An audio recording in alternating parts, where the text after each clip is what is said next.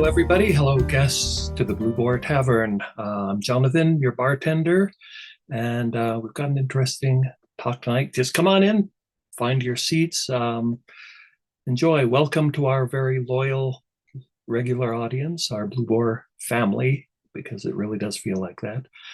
Thanks for stopping by. We're brought to you by the Shakespeare Oxford Fellowship, devoted to the idea that Shakespeare wasn't. He was Edward de Vere, the Earl of Oxford.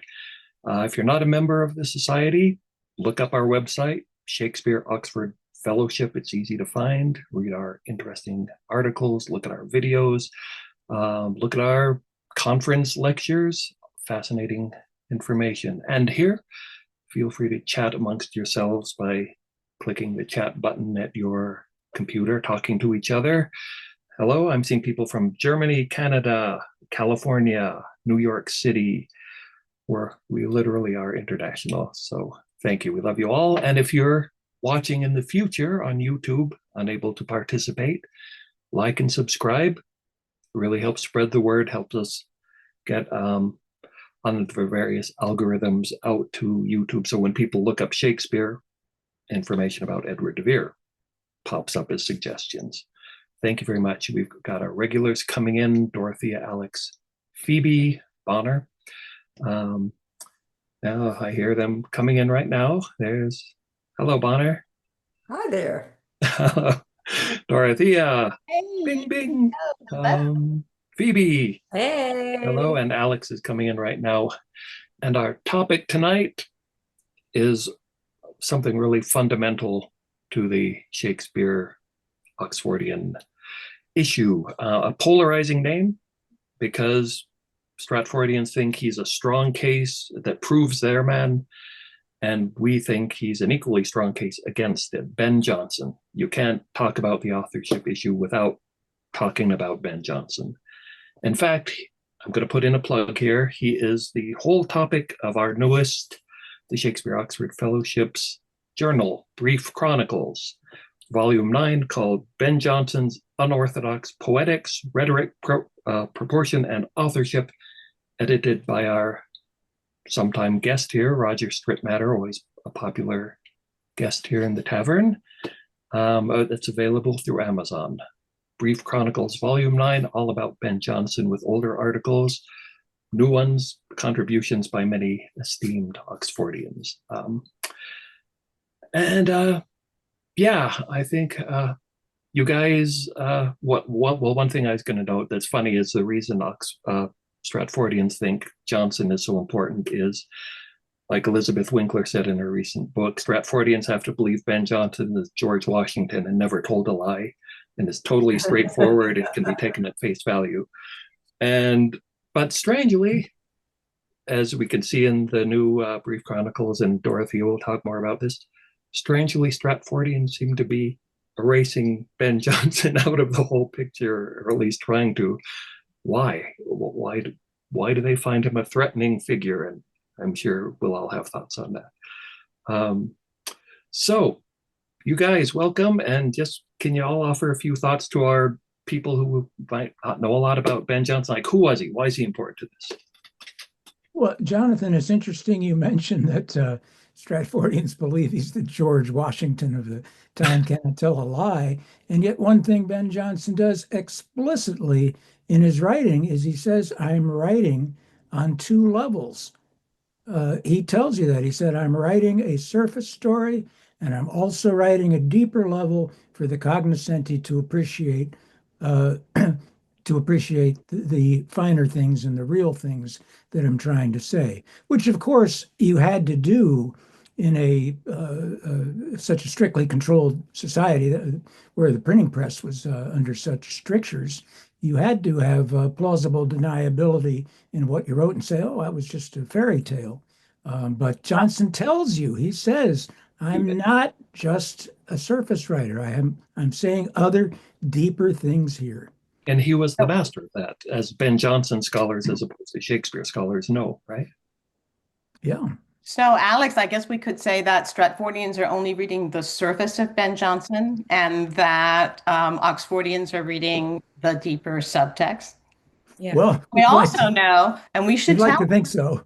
You would like to think so. We should also tell people that, for me, Ben Jonson, who was a poet, who was a playwright, who was a spy, who was a bricklayer, who got a lucky break when William Camden recommended him to go to Westminster School in London, because otherwise he would have, stayed probably fairly obscure, very, very bright young man. But he is a prime example of why using pseudonyms in the age was a really good idea.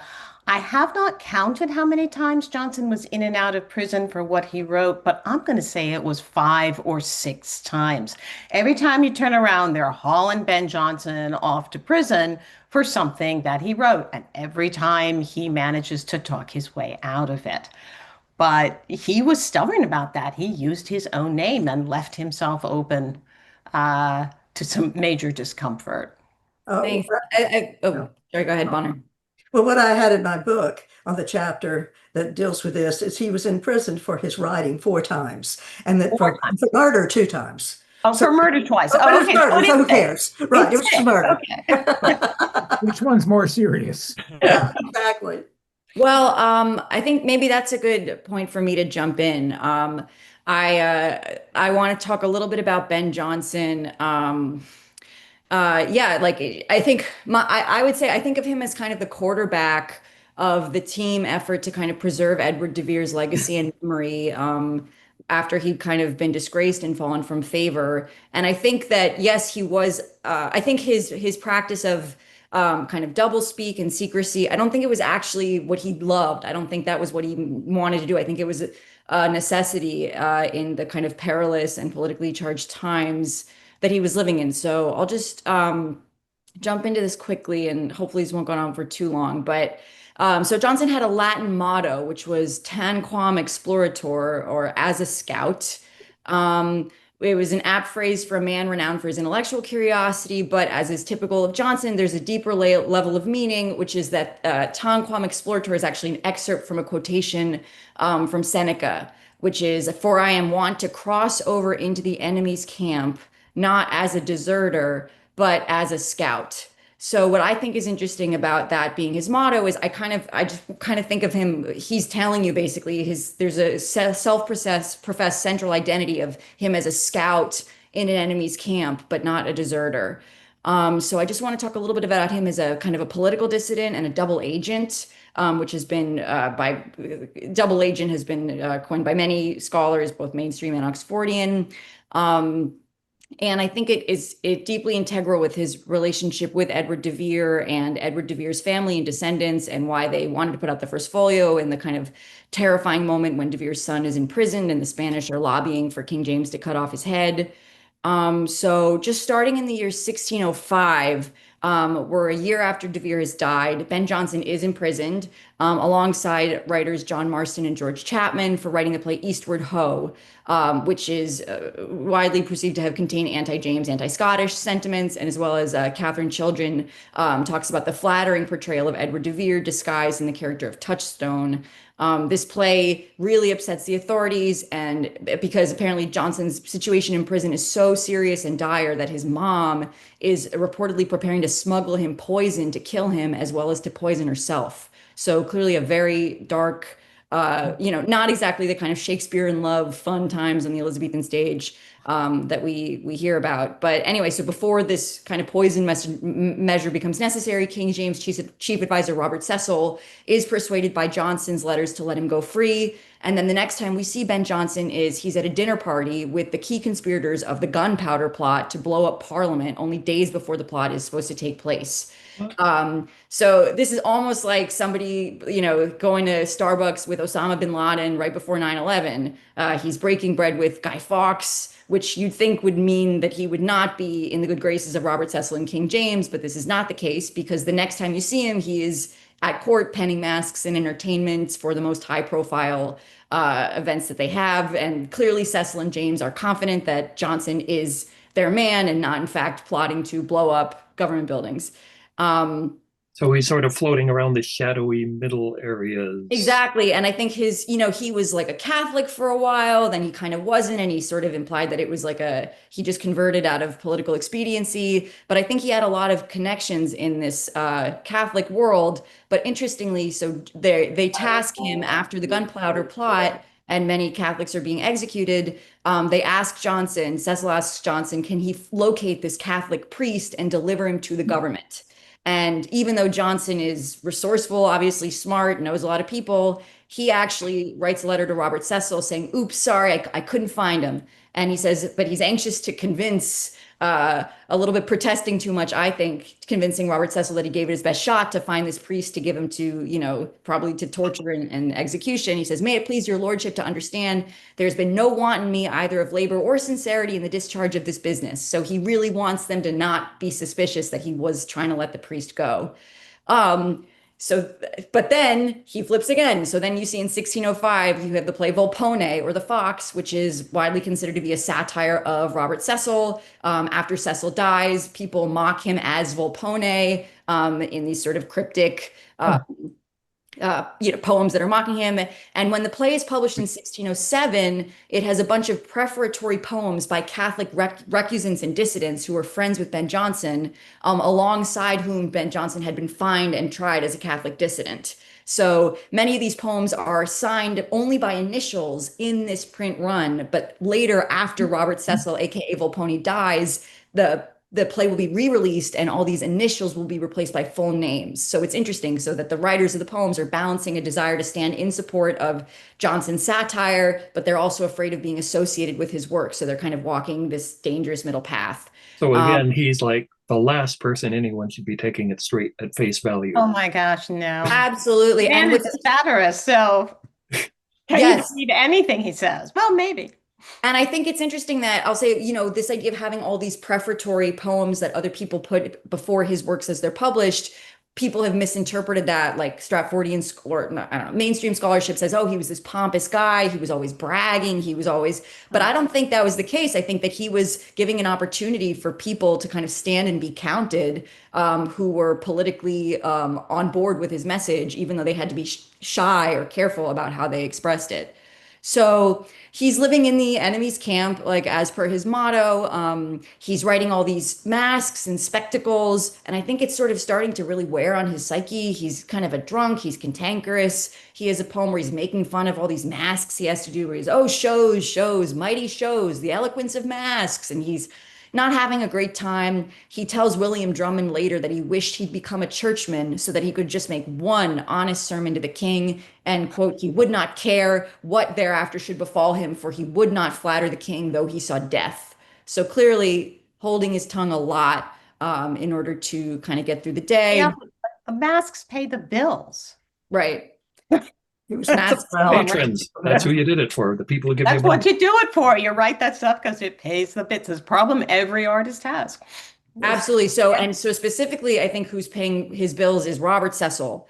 And so this is an interesting episode, Robert Cecil Volpone. So he writes poems on multiple occasions for Robert Cecil, or masks at Cecil's behest. He even writes 2 poems that are praising and flattering Cecil. But after Cecil dies, again, Jonson republishes the poems back to back. And then after the third thing, after the 2 poems, he writes a poem that seems to be also addressed to Robert Cecil, but it's nasty. And he calls him a worthless lord. And he says, it's a poem called To My Muse. And he says, away and leave me, thou thing most abhorred. Thou hast betrayed me to a worthless lord, made me commit most fierce idolatry to a great image through thy luxury. So yeah, I think this kind of goes on. This is his life for many, many years. And I think he's balancing this act where he simultaneously makes James and Robert Cecil trust him, but I think also behind the scenes he is supervising the production of, perhaps involved with Thomas Thorpe, who's his favorite publisher, puts out the sonnets. I think, as Alexander Waugh documented in 1619, there's a group of poets who reinter Edward de Vere from his tomb in Hackney, and they move him into Poets' Corner. I think Ben Jonson's very clearly involved with that. And also in 1623, famously, we have the First Folio, and this comes out at a time when James is being pressured by Spanish diplomats to have Edward de Vere's son executed. And And yeah, there's a final episode, and then I'll leave it here, is basically in 1628, so many years after, Edward de Vere dies, but the Duke of Buckingham, who's best friends with King James, and he's very unpopular, kind of perceived to be a Spanish puppet, he's assassinated by a soldier named John Felton. And so there's sort of a raid, and they find where Ben Jonson and many other poets used to hang out in Robert Cotton's house, in this clubhouse, and then they find a verse that's an unsigned verse, and Ben Jonson is questioned and formally interrogated by the Attorney General for having written this verse that's sort of praising the assassination of Buckingham. And Jonson says he's seen the verses at the house, but he certainly didn't write them, and they offend him very much. And then they ask him who did write them, and he said, I heard a rumor that Zouch Townley did it. But conveniently, Zouch Townley is at the time fleeing to Holland for asylum. And then many years later, Zouch Townley does come back to England, and then he and Ben Jonson are still friends. So no hard feelings. So that's a little bit about Ben Jonson as this sort of double operator, as a scout kind of guy. I have a longer presentation on my YouTube channel called The Three Burials of Edward de Vere, which talks more about it, but I will yield my time. But that's a little bit about, I think, Ben Jonson's double life. Well, it just shows that he was like the slipperiest of people. And Christine put up a little quote from him right here. Pray thee take care that takest my book in hand to read it well, that is to understand. He's telling people right out. Read it carefully, not on the surface. Exactly, which is exactly what he puts in his To the Reader, to the First Folio, right? That it's a recurrent theme. It's the same theme, could he but have drawn his wit as well at brass, he hath hit, which I hear hid, his face. Print would then surpass all that was ever written brass, but since he cannot, reader, look not on his picture, but in his book, as he said, read the text that I write.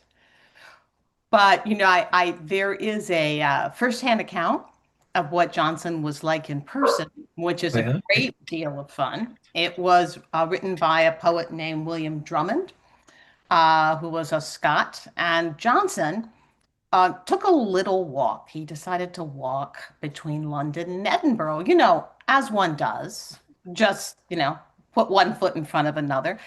And before he left, he apparently weighed almost 300 pounds.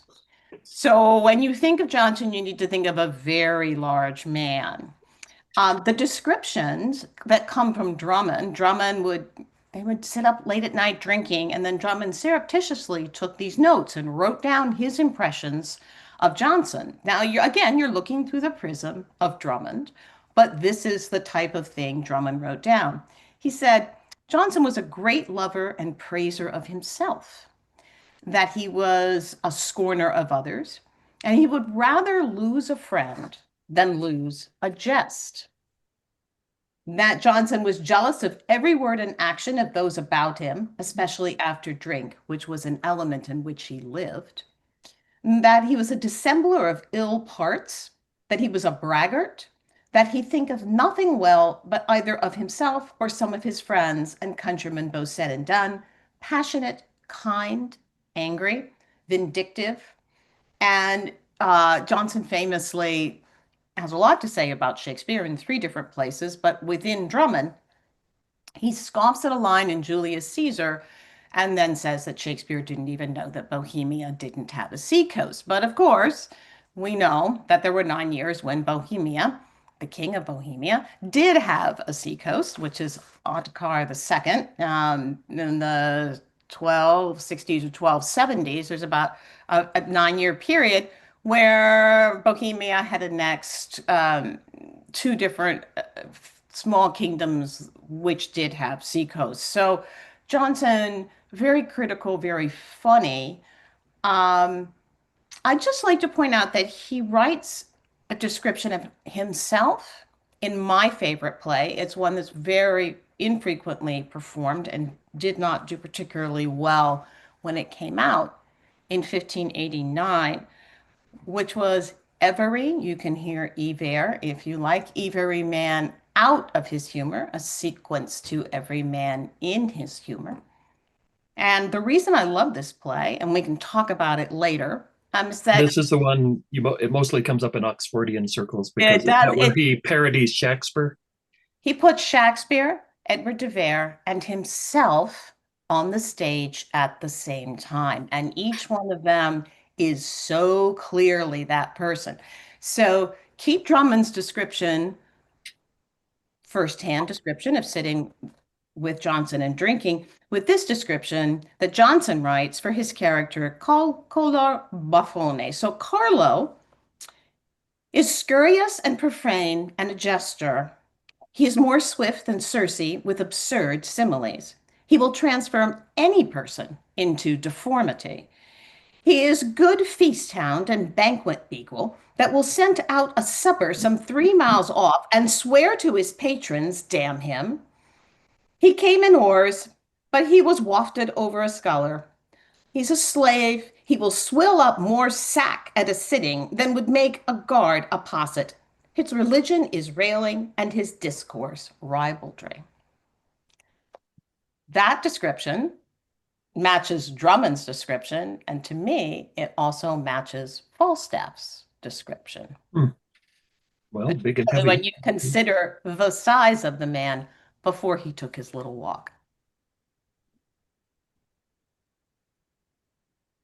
The other characters in Every Man Out of His Humor are a wonderful description of Oxford, comes under a character called Puntavolo,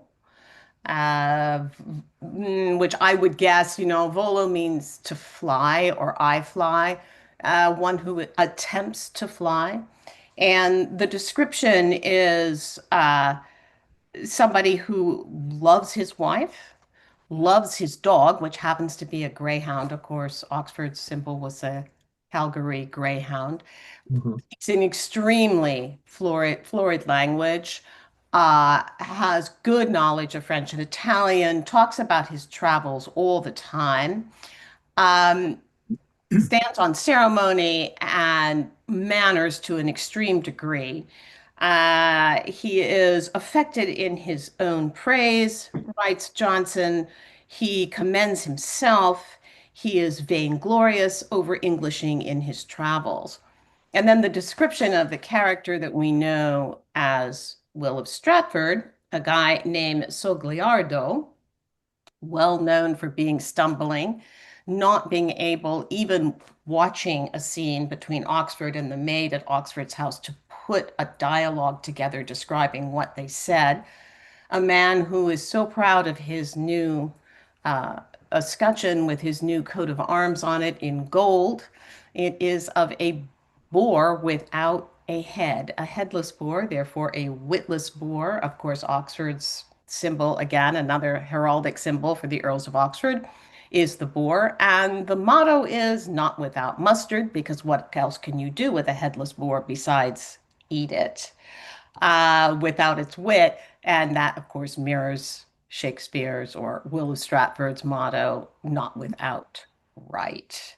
And if I remember too, he's also referred to as a country sort of bumpkin. Completely as a country and he bumpkin. doesn't live in London as much as people think No, Shakespeare did. he's a He newcomer. comes in to see the shows occasionally. He does. And actually in the play, there are two extraordinary lines in the play that I just want to put out here because they just blew me away. One of them is when the Oxford character asks the Jonson character, quote, "Was your new created gallant, Sogliago, here with you?" So the Oxford character says to the Jonson character that this Will of Stratford character is Jonson's newly created gallant. And Jonson says, "Oh, pompous, hang him. He's a leader at Horn's Ordinary." That's a tavern. They're drowning on a tobacco pipe, holding his snout up like a sow under an apple tree. So at one point, Jonson's telling us, yeah, I made this guy, Will of Stratford. And the other one is where Jonson basically tells the Oxford character on stage, Oxford said, "I don't understand his shield. What is it?" And the Jonson character says, "It's yours he's using." I don't know how much clearer a writer could be joining those two characters together and explaining how Will of Stratford became entangled. And when you copy that with Jonson saying in the First Folio, look not on his face, but in this book with the clownish droshat, that to me lines up really well. Well, we're sort of getting this eternal theme we'll get to is for somebody who's supposedly such strong proof that Shakespeare, the Stratfordian, wrote it, why are they trying to erase him? Well, this is why. Like somebody said, all roads lead to Oxford if you look. No. Alex, were you? Yeah, I just wanted to pick up on what Dorothea was saying about every man out of his humor. First of all, I should, little factoid, as Catherine Chilgen pointed out a few years ago, the name Sagliardo is an anagram of O's liar dog. Is that intentional or is that just coincidence? Well, that's for another topic for another day. But I did want to circle back to one of my favorite early Oxfordians, Jim Warren. I don't know if you can see that very well, has helped repopularize Percy Allen. Percy Allen collected writings on Shakespeare, very, very interesting. He was an early Oxfordian. Percy Allen lived in the flourished in the 20s through the 40s and wrote quite a few books on Oxfordian topics. But the one in the first volume of Jim Warren's reproduction, Jonson and Chapman as borrowers. It's a fascinating story. You mentioned every man out of his humor. Percy Allen shows that every man out of his humor is a satire based on Twelfth Night. And he goes to extraordinary lengths to draw out the parallels. He also mentions again that Jonson did the same thing a few years later with Epicene, but focusing backward to Every Man Out of His Humor in 1599, he just shows exactly where all the borrowings are. But what's particularly interesting, this book, that booklet came out in 1928. And at that time, although Percy Allen had read Looney, Percy Allen's this particular book about Jonson does not discuss the authorship question. He takes Shakespeare as Shakespeare in his argument here. So he's got it a little bit off, but yet his analysis is quite perceptive.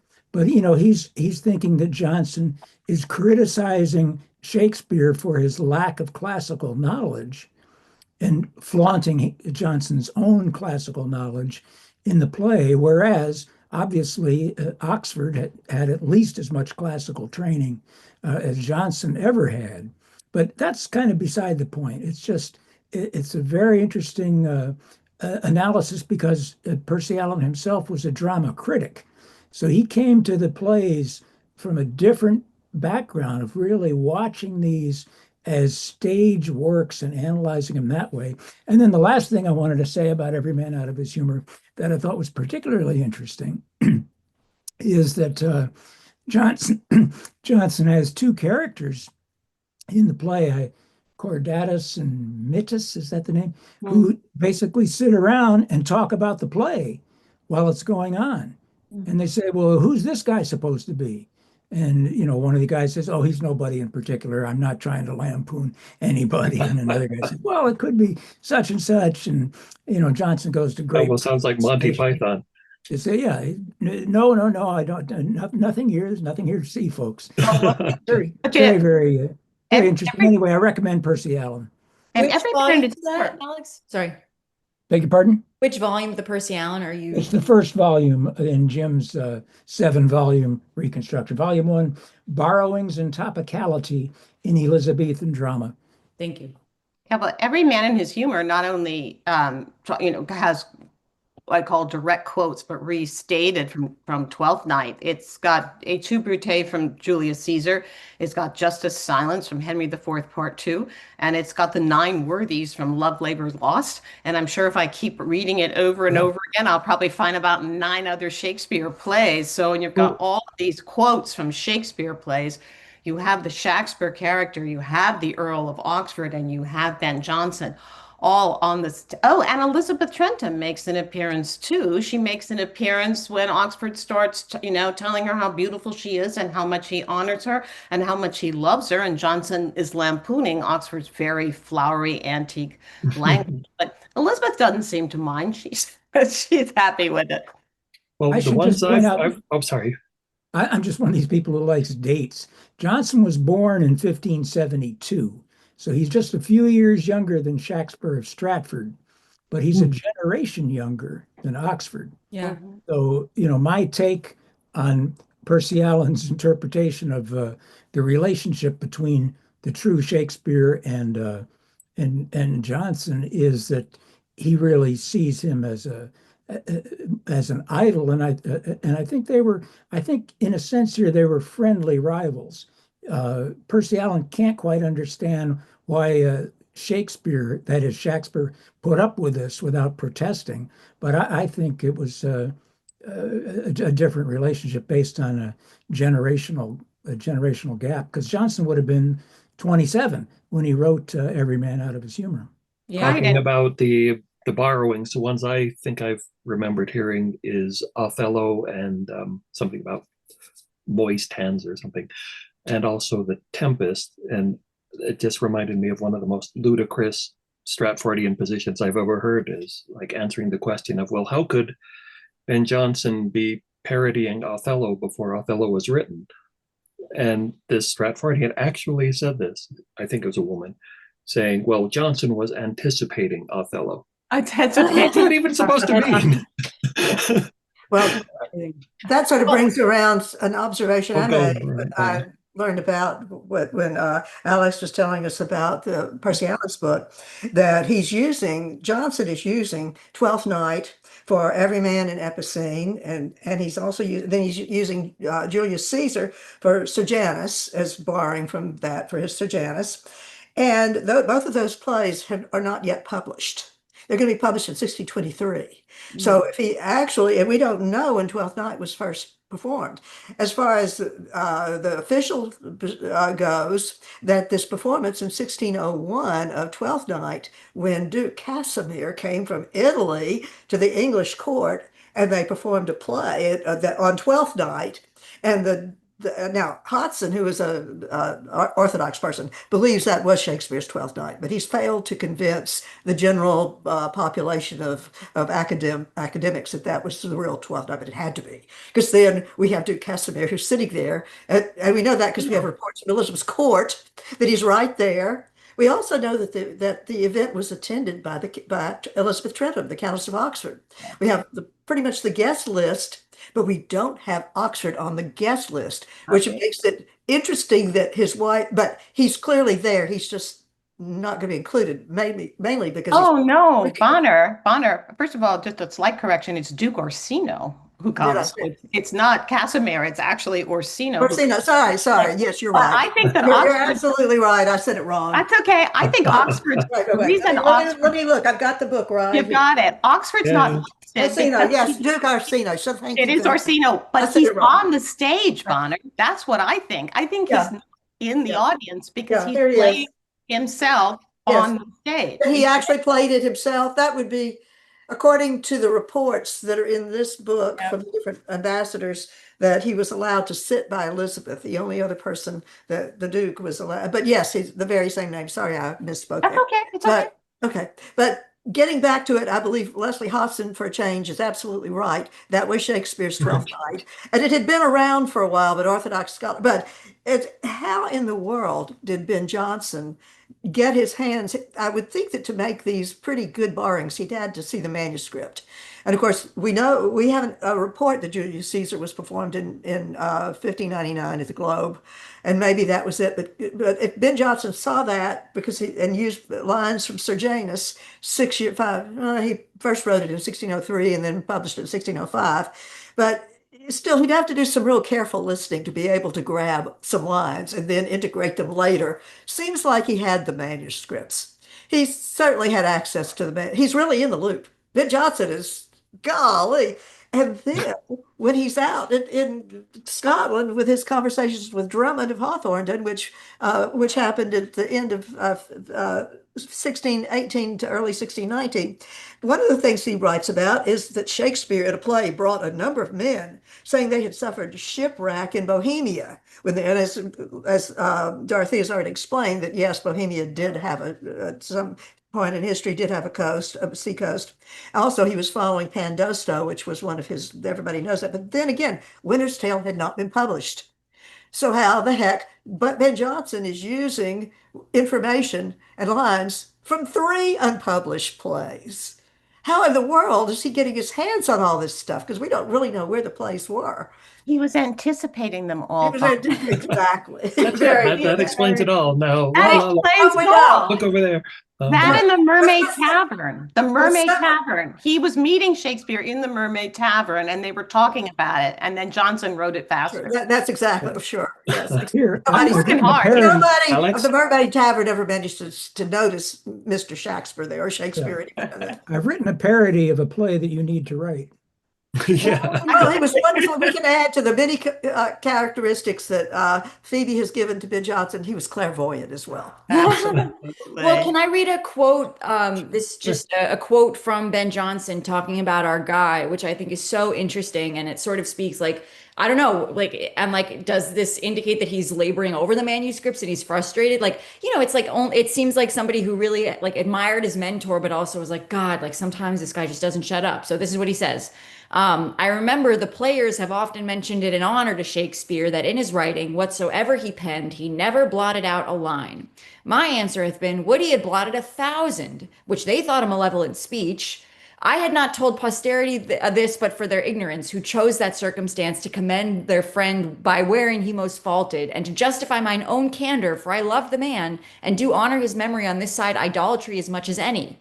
He was indeed honest and of an open and free nature. He had an excellent fancy, brave notions, and gentle expressions, wherein he flowed with that facility that sometimes it was necessary he should be stopped. Suffla minatus erat, as Augustus said of Haterius. His wit was in his own power. Would that the rule of it had been so too. So I just find this to be a fascinating early case of like literary criticism from Ben Jonson, and maybe he's looking at the manuscripts wishing that more had been blotted. He wrote that in 1630. So that actually came after he did the folios. And we really should talk a little bit about Ben Jonson. Can I leap in and I just want to throw out some comments before we miss them here? Related to this, somebody says, isn't there a consensus that it's Susan Vere who was in possession of the unpublished plays? And I know we talk a lot about that. And well, there's an interesting, I remember Gabriel Reddy gave a presentation, was it in New Orleans, where he was talking about Ben Jonson's famous desk fire. Desk fire was sort of a convenient cover where he was maybe getting rid of the manuscripts or something, kind of hiding the evidence. Also, I've read, and this is like people suspecting that maybe he goes on this big hike to Scotland, not just for fun, but because he has to kind of get out of Dodge while there's sort of a troubling political events going on on the home front. So he has an excuse to. Let me jump in here because this is really, I think is significant. And I've talked to other Oxfordians who I could name, but I won't do that, but who I believe agree with me, but people need to speak for themselves. I believe that when Ben Jonson took the hike to visit with Drummond Hawthornden, he was going deliberately, and I don't believe he walked the whole way. I'm sure he had some help from other people, from his King James, because apparently King James wished him well. And I'm sure he had an agenda, and the agenda was he's done his own works in 1616, and now he's thinking in terms of his next big project, and it's going to be to edit and publish the works of William Shakespeare. And he's going up to Scotland to clear it out with the Scottish literati so that they aren't blindsided and people don't jump, oh my God, he's the dictator of the London community of writers, the London literaries are called. He's the dictator. He's been holding court at the Mermaid, and then later he's going to at the Apollo, but he's got them under control.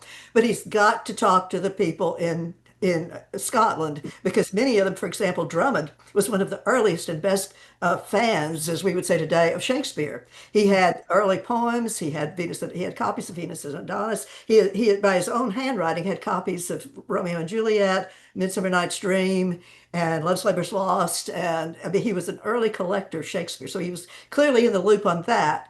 And I think that that's why Ben Jonson went to see him, because he was basically Drummond. I might be overcharacterizing this, but I believe he was a dictator of the English, the leader, I would say, not dictator, that would be, but the word applies nicely to Ben Jonson in London. He'd But like it.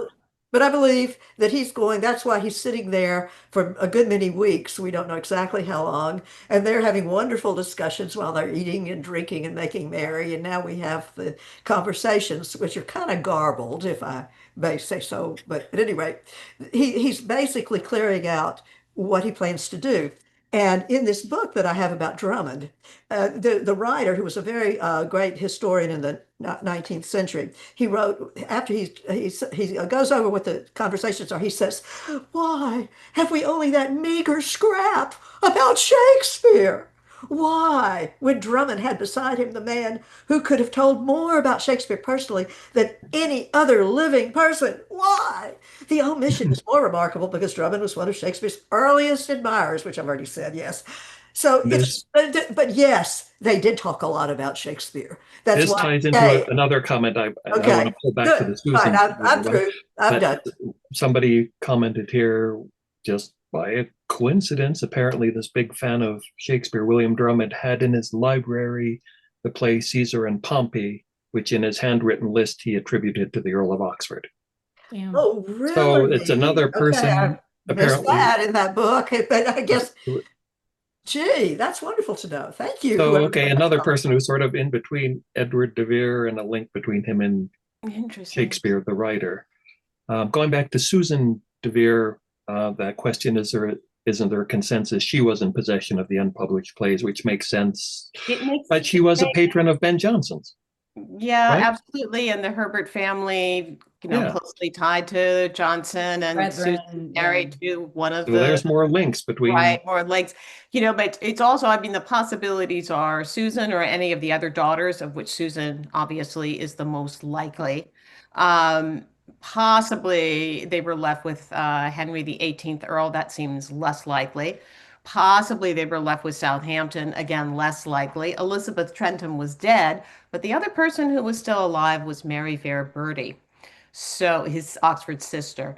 So of that crew, probably I would say maybe Susan because of the ties to the Herberts, who fairly obviously financed this enormous Yeah. big And I book. remember I also, yeah, I love Bonner's presentation which shows Susan Vere's face in the Droeshout engraving. Is that's a portrait That's of fun. her. I remember this is pretty important too. I think related to Susan.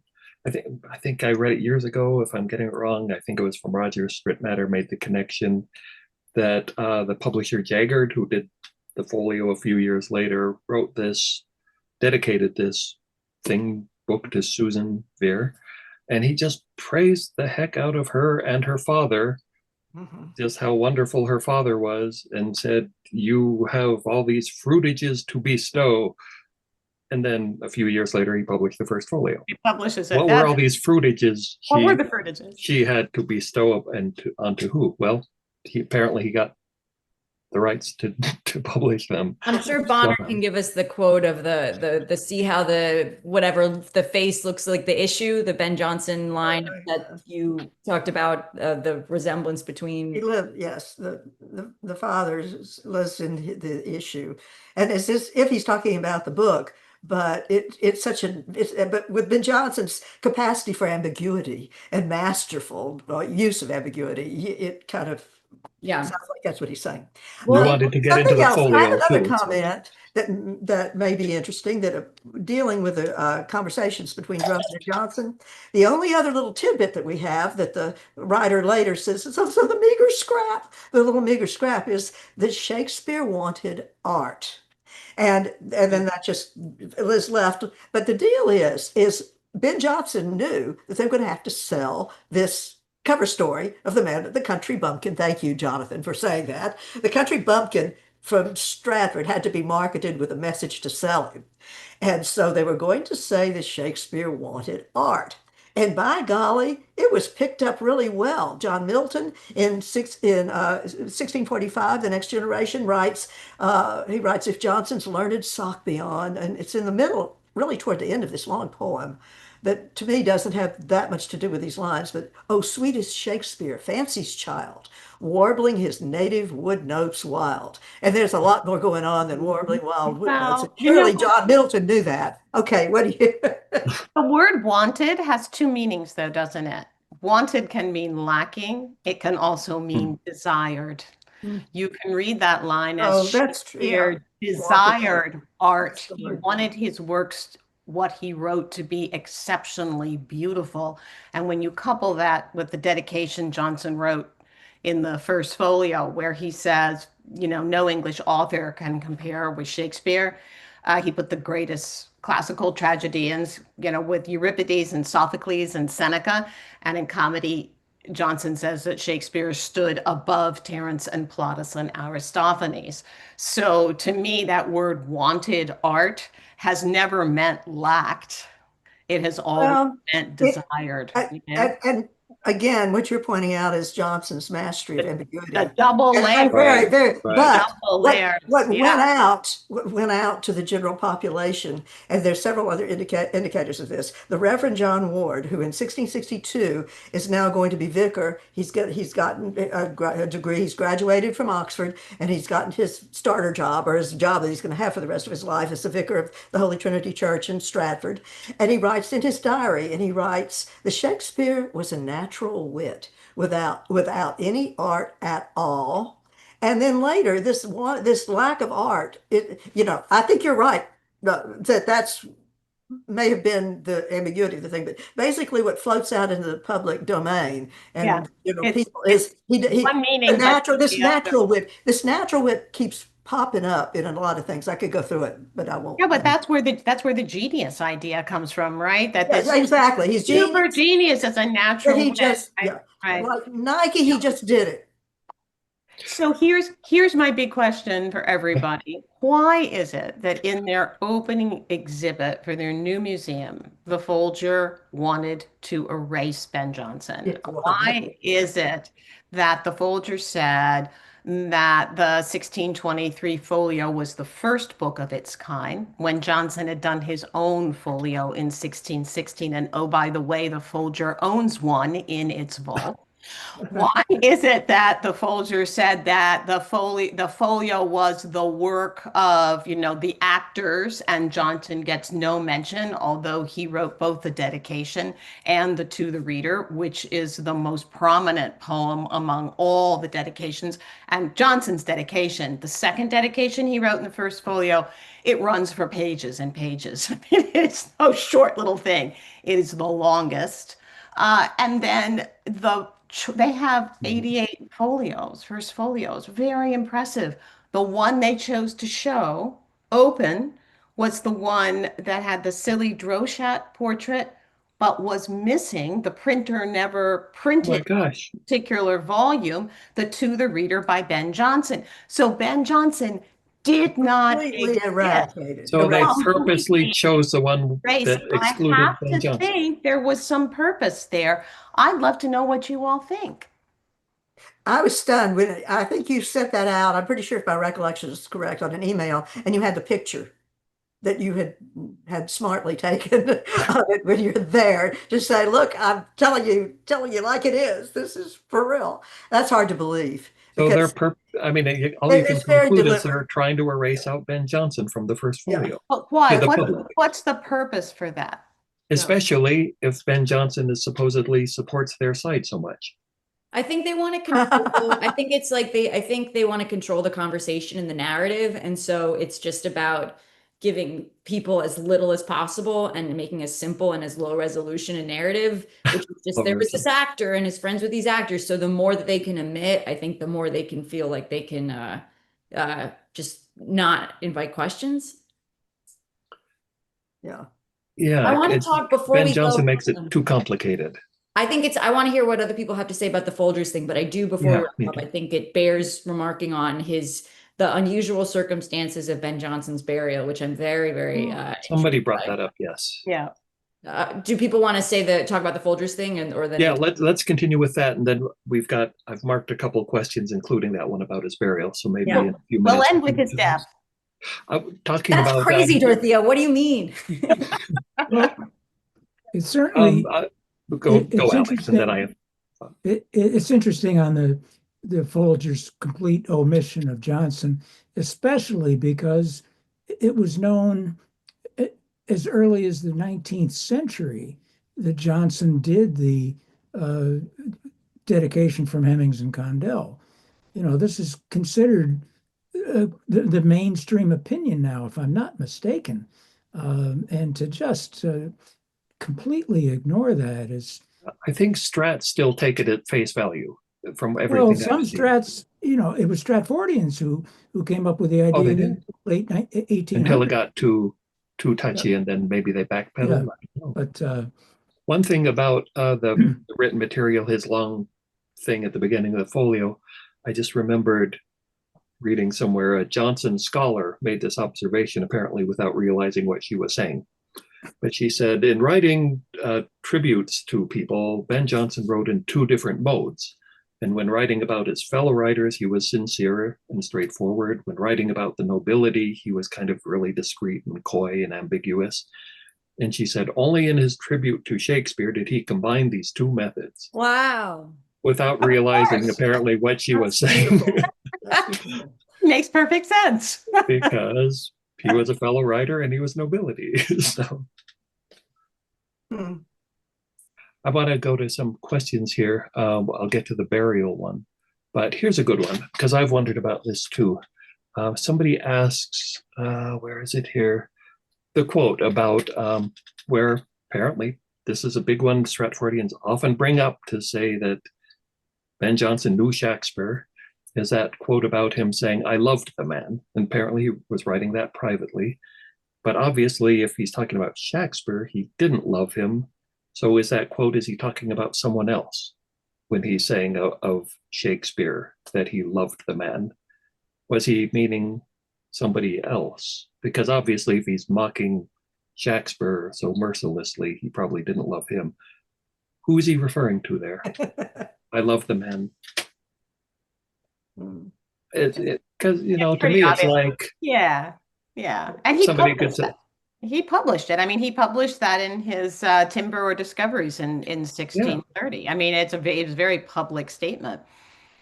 yeah. I mean, and it could be using the pseudonym publicly, like he somebody's had- saying of Mark Twain, I love Mark Twain, I love the man. yeah. No, he's talking about Samuel Clemens, but he's He's talking using about Samuel Clemens. Oh, sure, right. He's talking about the Edward. pen, so he's using the pen name. Yeah, I almost think it's like it's interesting thinking about like if Susan Vere had the play manuscripts and then maybe even if the Earl of Southampton was in the possession of like the sonnets and like then like Hank Whittemore I think says he was given them while he was in prison after the Essex Rebellion fiasco and stuff, and then Ben Jonson's sort of there to supervise, like he's kind of the one who has the like almost like the executor of the literary estate in some ways. And I don't know, I just hear him like almost like this guy who's sort of spent his life, working. He's bending over backwards to preserve Edward de Vere's, literary legacy. And I think that frustration where he's able to kind of, make fun of his mentor or to kind of roll his eyes and say, yeah, I wish he would stop writing sometimes, or and shut up. Start like, I think suffocate. Yeah, let me. I really liked Sky Gilbert gave, I think, a pretty good presentation. I remember an excellent presentation about the Ben Jonson's plays and the sort of very snide, sarcastic tone of them, and even the quote Dorothea brought up of Drummond, where he's jealous of everyone. So imagine it's not really that fun to be living in the shadow of the greatest writer of all time. I think maybe Ben Jonson, like even that's kind of an ego blow, where it's like. I think he maybe was kind of jealous, kind of resentful, and at the same time, obviously very dedicated and loved the man. I think you're right, Phoebe, because if anybody could actually recognize how good Oxford was, it would be the guy who was the second apostle. You need the apostle, second best poet. You know when somebody is better than you are, and better than anyone else, and it kills your ego on one level, but you also realize. It's almost like Salieri, like an Amadeus. Yes, it's exactly like that. Only Salieri could really realize how incredibly talented Mozart was. It's very much that relationship, Phoebe. I agree. Tough on the ego. Yeah. Here's a question. Talk about the burial. Before we get to that, here's one that somebody brought up. good thought experiment here. If Jonson is slippery, that's the word I brought up earlier, and has a history of fabrication or exaggeration, then can't Stratfordians capitalize on that when criticizing Oxfordians when using Jonson in their arguments? And I would say the difference there is that would be Stratfordians trying to have it both ways, saying he's straightforward, but he's slippery. Which is it? Whereas, and I think for us, we recognize, yeah, he's slippery, but then we look for what he's really saying, which is exactly what he told us to do, is don't look at the surface, read what I'm really saying. So, I think the difference there is it's a double bind for the Stratfordians, because if they acknowledge his slipperiness and try to use it against us, then it could just easily be flipped right back to them as well. And they can't do that. They don't have the evidence to back up Shakespeare. Mhm. Any thoughts on that? Anyone? I have one. It's not exactly what you're looking Okay. for as a thought, but I've had this, and I think Jim Warren is the person who wrote that. One of the reasons that that Ben Jonson is so sly in his memorable poem but because he's setting out, he knows that he's got a literary group that knows who Shakespeare was. It was an open secret amongst the people who were writing and the nobility too. That was a secret they knew, and they knew they were supposed to keep their mouths shut, but they knew. And of course, he's trying to quieten down the group up in Scotland, and that's why he went to see Drummond. But then but he does have to set in the hints. So he does the Stratford monument, and he does the Sweet Swan of Avon. So he's got the word Stratford, and he's got Avon. Of course, he's got Avon first, and then a few pages later, he's got Stratford. So nobody reading it even carefully would probably put it together. But after decades and decades of messaging, he'll finally be, oh, well, Ben Jonson said he was from Stratford on Avon. But of course, Ben Jonson said no such thing. He hinted, and he just very, very delicately, very obliquely. But not so much so that anybody who really knew wouldn't get out of sorts about it and say, oh, wait a minute, Ben, oh, you've gone too far. So, it's a brilliant piece of work to the memory of the author and what he hath left us. And it's so much in it that I don't know that we've just scratched the surface a little bit, Jonathan, but thank you for Yeah. for doing this. That's all we do here at the Blue Boar Tavern. It's scratch surfaces, and okay. you all go look it up, and there's more detail out there. We're just hopefully inspiring people to go look for it. Okay, we've got a few more minutes. Somebody, what should we make of Jonson's burial? And is he really buried upside down? What does all this mean? All right. I'll jump in here because I've been looking at this all day. So, okay, I think there's three people who are all up here in Every Man Out of His Humor, who are also all buried suspiciously. I think Will of Stratford, I got big questions. I think Edward de Vere, we know he starts in Hackney. He's later reported by his cousin, Percival Golding, that he lies in Westminster. I think no time to dive into it here, but like Alexander Waugh kind of traces this idea that we have two poems, but one in the Ben Jonson encomium where he says in very similar language to this later poem by William Bass, where it's sort of similar, where it's like, Shakespeare, where do we put you? Do we move over Francis Beaumont to make more room near Chaucer and like a monument without a tomb? So this idea that maybe there's an illusion that they're kind of moving tombs around to find space to secretly reinter Edward de Vere in Poets' Corner. Ben Jonson is buried in this very weird, he's kind of, so he's buried vertically. And it's in that was thought to be a rumor, but it's true. And so they said it's really weird. So he's in a wall in the northern transept. Wow. He's not in Poets' Corner. There's a bust of him in Poets' Corner, but he's across.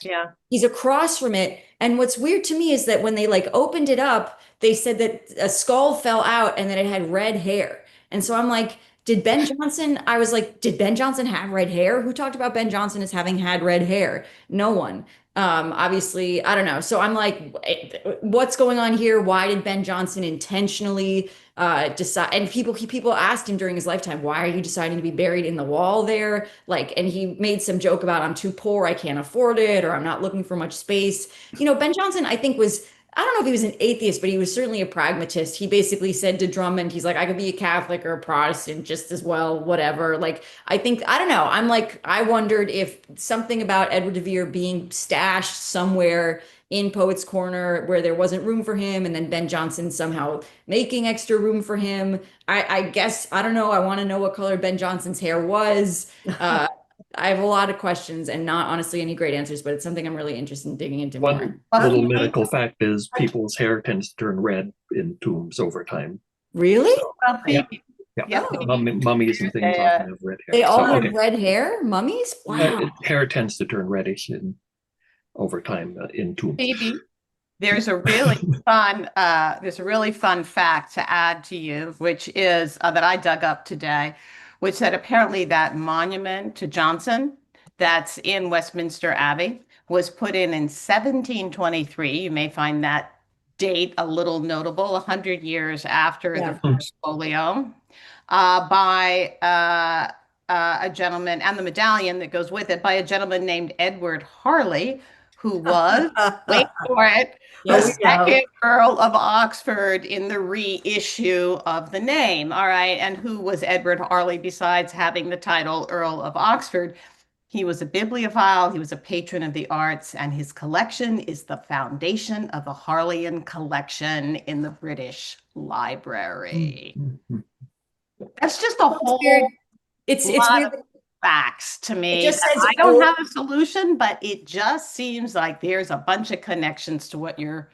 Totally. And then there's one more thing I want to throw in as facts, which is it just says, oh, rare Ben Jonson, which is weird. But then the only other person who also has their their epitaph says, oh, rare, it's William Davenport, who's the next poet laureate after Ben Jonson and a big fan of Ben Jonson, who Alexander Waugh thought was kind of new about who the real Shakespeare was. And so I'm wondering, I don't know what oh, rare means Or rare. Orare. It may be, right? But it got separated and it's, hail Ben Jonson. Oh, hail. Still, that's a very specific thing. It is very the specific. fact that the next poet laureate copies it as well, or I don't know. So that to me is I don't know what the answer is, but it's very weird to me. I think that I'm like, I always picture like some kind of Ocean's 11 thing where they're like breaking into Westminster Abbey, moving stuff around, figuring out how to like block people from looking in the wrong place. But I don't know the answer. It's confusing. And I wish somebody would just go in with this sort of detecting through stone equipment to find out what's really going on. Actually, That's crazy to know about the red hair thing, Jonathan. That's a good fact. Somebody else said that's very true. In Donaldson's book, Ian Donaldson, the Ben Jonson's tomb was opened, I forget now, I've read it several times in different times in history. Oh, wow. And I'm sorry, I can't get it into my mind exactly when and where, but and different people theoretically tried to get souvenirs from it. Somebody ended up trying to get the skull, but it's not sure exactly.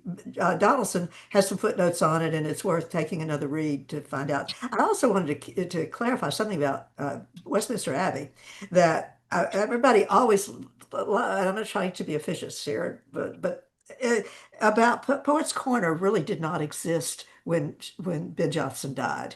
Good point. The book about it is called Poetical Dust, and it's by somebody named Prendergast. It was published about something like 10 years ago.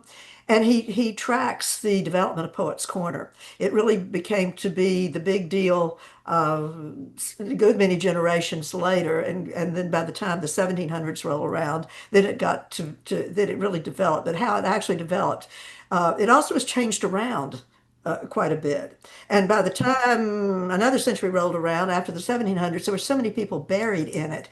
The Baconians tried to dig up the grave of Spenser because it was rumored that the literary people of the day, when Spenser was buried, they dropped paper into the grave, and so they thought they could dig it up. And they found something like 3 burials in that one spot where Spenser was supposed to be. What's this book called, Bonner? Poetical Dust. Poetical It's Dust. fairly new. It's a great title. It's That's interesting. wonderful. I was reading about how like it feels like all these burials, even Chaucer, obviously kind of the Yeah. first, the inaugural burial in Poets' Corner. Maybe not him, and it was very political. It was under Mary, where they basically wanted to kind of Catholicize Chaucer, and so they thought he was maybe buried in the cemetery outside of Westminster Abbey, but they wanted to make a political statement by bringing him in. Also, I think the Shakespeare statue that's built that's put there in 1741, also very political. So everybody's kind of arguing about kind of the pantheon of English writers and who they believe. So I guess this whole Poets' Corner thing is a very political, fraught. Very much so. Oh, definitely. And there've been so many burials in it. In that book, he has a diagram of who's buried where. And it's just people are just shoulder to shoulder as it is now. And I don't think they have too many burials now that they do in Poets' Corner. And of course it makes such a big hit with the public. Everybody wants to see it. But it wasn't really the big deal back at the time Oxford died and Ben Jonson died. It was a later development. I think it's a wrap-up Good time, thought. closing almost, last rounds. But I think going back to the big theme of why the Folds are trying to erase out Ben Jonson, I think you had a thought on that earlier on, Dorothea. Basically, because everything about him leads to Edward de Vere. He's If very you look at it. dangerous. Yeah, Ben Jonson's a very dangerous man if you're trying to not find Edward de Vere. Yeah. Yep. And I think maybe his murders, even this is a Bob Prechter theory, was one of the murders he was possibly defending Edward de Vere, or it was like he got into a fight with an actor who was insulting Edward de Vere potentially, which created like a loyalty between them. Just the theory. So I think they're thick as thieves, as it were. Yeah. All right. Thank you, everybody. Thanks to our regulars here. Thanks to all our guests. And we'll see you next time. Thanks for joining month. us. Thank Take you. care, everyone. Bye-bye.